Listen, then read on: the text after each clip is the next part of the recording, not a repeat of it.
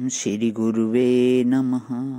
अहंकार हिंकार रहस्ययुक्तो श्रृंकार गुणार्थ महाविभूत्य ओंकार मर्मः प्रतिबोधिकाभ्यां नमो नमः श्री गुरुपादुकाभ्यां। ओम शांति शांति शांति। प्रणाम भगवान। मांडुक्य कारिका प्रवचन व्यातथ्य प्रकरण से स्वामी श्री अखंडानंद सरस्वती जी महाराज का दिव्य ग्रंथ, जिसमें भगवान हमारा अध्याय आज चलेगा सृष्टि के स्वप्नवत भासने का फलागम। स्वामी जी बता रहे हैं कि अब इसका थोड़ा नतीजा देखो, थोड़ा फल पर भी दृष्टि ले जानी चाहिए। जब यह सृष्टि स्वप्नवत भासने लगती है तो जिसमें हम राग करके सृष्टि में फंसे हुए हैं, ऐसा मालूम पड़ता है कि इसके बिना मर जाएंगे, तो वह राग हल्का हो जाएगा। जब राग हल्का होगा तब दुख हल्का होगा कि नहीं, यह देखो फायदे की बात है। अच्छा, जिसमें द्वेष है, अब यह ख्याल है कि इसमें तो हमारी दुश्मनी है और इसके जिंदा रहते हम सुखी नहीं हो सकते। दुश्मनी होने पर क्या होता है, दिल में जलन हो जाती है, और जलन जिससे होती है उसको तकलीफ नहीं देती, बल्कि जिसके दिल में होती है उसको तकलीफ देती है।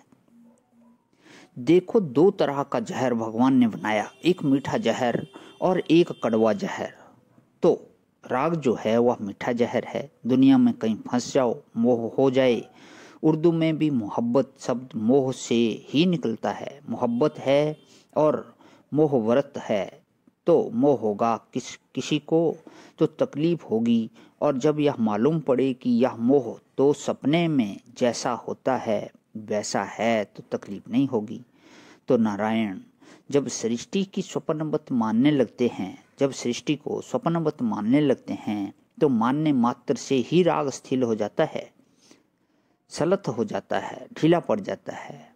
द्वेष ढीला पड़ जाता है, मोह ढीला पड़ जाता है, काम क्रोध लोभ ये सब ढीले पड़ जाते हैं।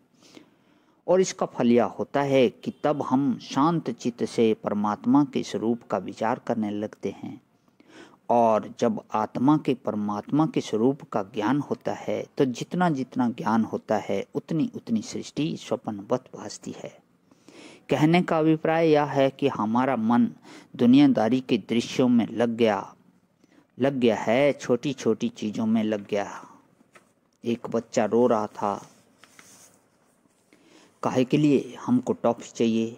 अब माँ उसको समझावे कि बेटा पढ़ो, आओ क ख ग सीखो। अब वह नहीं सीखे।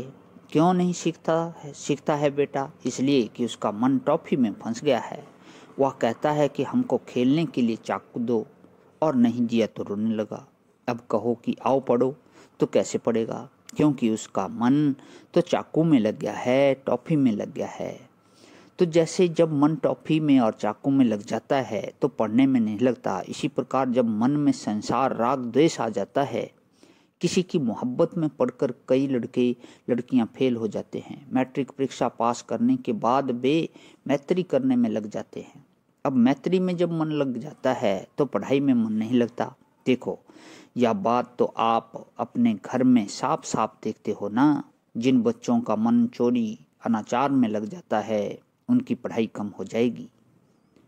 तो जो संसार में मैत्री करने में लग जाता है, दोस्ती अथवा दुश्मनी करने में लग जाता है, उसका मन अध्यात्म विचार में कैसे लगेगा? जिसकी लत दुनिया में मोह करने की हो गई, राग करने की हो गई, द्वेष करने की हो गई, चोरी बेईमानी करने की हो गई, गंदी जगह रहने की हो गई, शरीर में फंस गए, यह गंदी जगह है, तो अब कहो कि उनको तत्व ज्ञान कैसे होगा? क्योंकि परमात्मा के बारे में सोचने विचारने में उनका मन ही नहीं लगेगा। लोग कभी कभी अपने बच्चों को हमारे पास ले आते हैं और कहते हैं कि महाराज आप इनको समझा दो। अब जब उनका रहस्य मालूम पड़ता है तो यह पता लगता है कि इनका मन तो कहीं और लगा हुआ है। अब वह और लगा हुआ मन ईश्वर के बारे में कैसे सोचेगा? उनको यह नहीं मालूम पड़ेगा कि मैं दृष्टा हूँ और यह दृश्य मिथ्या है। प्रणाम भवन। आज यहीं विराम। ओम शांति शांति शांति।